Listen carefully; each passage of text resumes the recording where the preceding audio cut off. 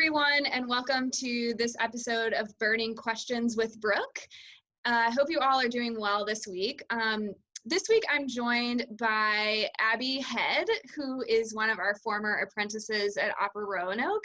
And this week we're going to get her perspective on being a young artist and sort of someone at the very beginning of their career in opera. So welcome, Abby. It's good to have you. Thanks. It's super fun to be here. How are you? I'm good. These are weird times to be, in the arts.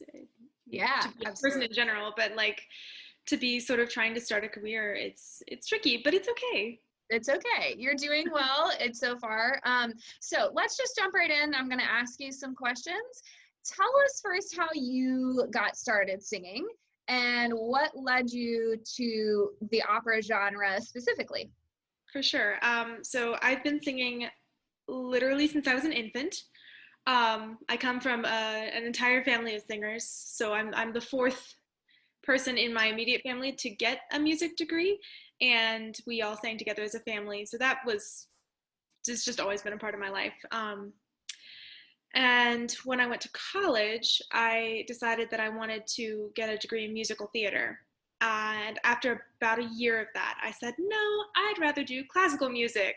And ended up, my voice teacher, I was really blessed to have a wonderful voice teacher at Stanford University who happened to also be the head of the opera department. So that was the first sort of exposure that I got. We had a really generous donor at our school who had provided the funds for us to be able to go and see a couple of the Met Live theater productions or productions at movie theaters. And that was sort of the first exposure after the stuff that I had seen my sister do with Roanoke College Children's Choir with Opera Roanoke. Yeah. And while I was at Stanford, I got the opportunity to perform in the opera scenes and then to sing in a couple of the shows. I sang Amal in the Night Visitors. So that was like the first role that I had. Yeah, that was my first like exposure and experience with opera. Yeah, and so from that point on, you were just hooked. Kind of, yeah. Yeah. So you were an apprentice, as I said, with Opera Roanoke for a couple of years. Tell us a little bit about what your experience as an apprentice artist was like. Sure. The apprentice program is great.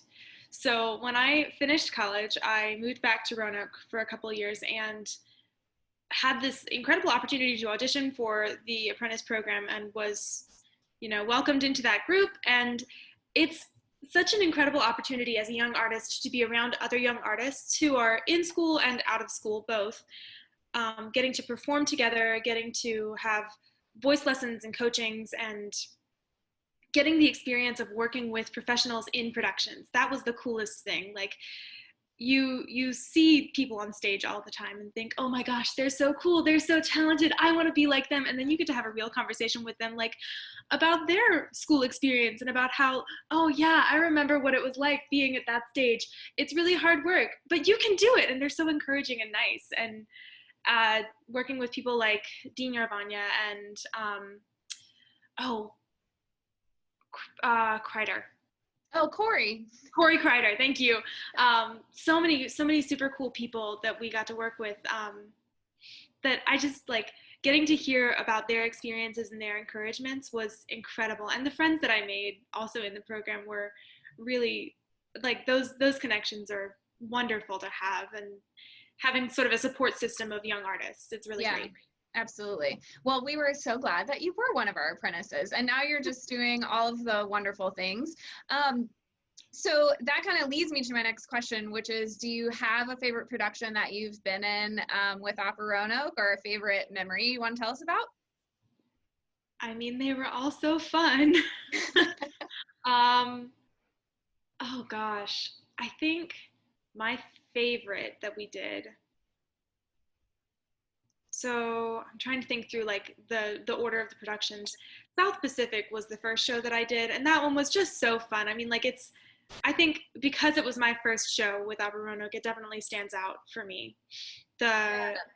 I think that that's exactly the production that I was thinking about was my favorite one to see you in, because of the element of dance in the show. And I think you're a really good dancer as well. You move very well and you're very graceful, and there's a lot of dancing in that show. So I think for me, seeing you on stage in that show was definitely one of the times you really shined. Thanks. It was a lot of fun. Getting to work with Pedro was super fun. Yeah. That's always fun, isn't it? Yeah.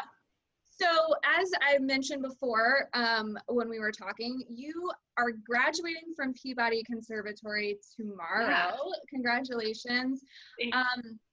So you went right from the apprentice program at Roanoke into your graduate studies. What has your graduate experience been like for the last 2 years? Crazy busy, but I think that's mostly my fault. You're an overachiever. What? That doesn't sound like me at all. Yeah, no, it's been great. My voice teacher at Peabody is incredible. Young Hong is like, in any graduate experience, you're going to have ups and downs, good days and bad days. But throughout all of that, I always said, nope, I have the best voice teacher here. And I have, so many great friends and the opportunity to be involved in really high quality productions and to get to work with composers and do new works. So I think one of the coolest experiences there was probably, I was friends with a composer, and he and I worked together to, we were supposed to premiere it on my recital before it was canceled, but to premiere a 6-song cycle. Wow. That was for me and a violist friend of mine. Oh, that's amazing. That's getting to work on new music, and we got to do the Opera Etudes program, which was also super cool because 6 composers write 10-minute operas. Oh, wow. Or one-act operas, short. They were 10 minutes tops, but I was involved in that production, and it's just really neat getting to create things with people. I mean, and that's an experience that you don't get that often, so I think for you to have that experience in graduate school is really important. And I think you also hit on a key point of having a great voice teacher. I think a great voice teacher can kind of make or break your graduate experience. And so because you're absolutely right that there are many ups and downs, and you're always trying to find your confidence and also trying to master the technique as much as you can. And that can be very challenging. And so if you have a supportive voice teacher, you literally don't need anything else. and that's so important. So I'm really glad to hear that you found that, and that's great. So the last question I'm going to ask you today is just, what is next for you? I've decided that I just want to be in school forever. So next for me is a doctoral program. I have plans, depending on what school looks like in the fall, to start school at the University of Georgia for a Doctor of Musical Arts. Congratulations! Thank you. What do you envision yourself doing with that? So I've mentioned a couple of my voice teachers, and I have been so incredibly influenced for the better by the voice teachers in my life. And I think that is such a cool opportunity. And as I've grown as an artist, I've had the opportunity to teach some students and to see how much, how important that relationship is. And it's really incredible to watch your students grow as singers, as people, as artists.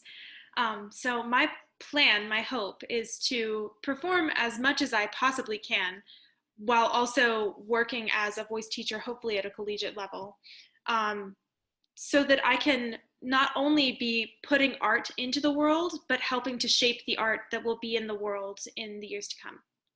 Abby, you're so sweet and smart. Yeah, I think that being a voice teacher is a very rewarding experience. And I think especially at the collegiate level, because that's when, as a teacher, you really are starting to shape the student's voice. And they're, of course, still, the technique is still so important at that level.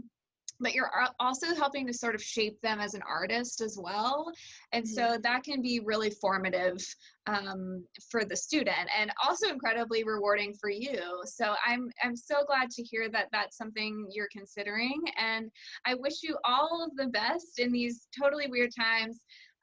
Congratulations on graduating, and best of wishes in the fall for your doctoral program. Thanks. All right, great to see you, Abby. You too, Brooke. All right, bye.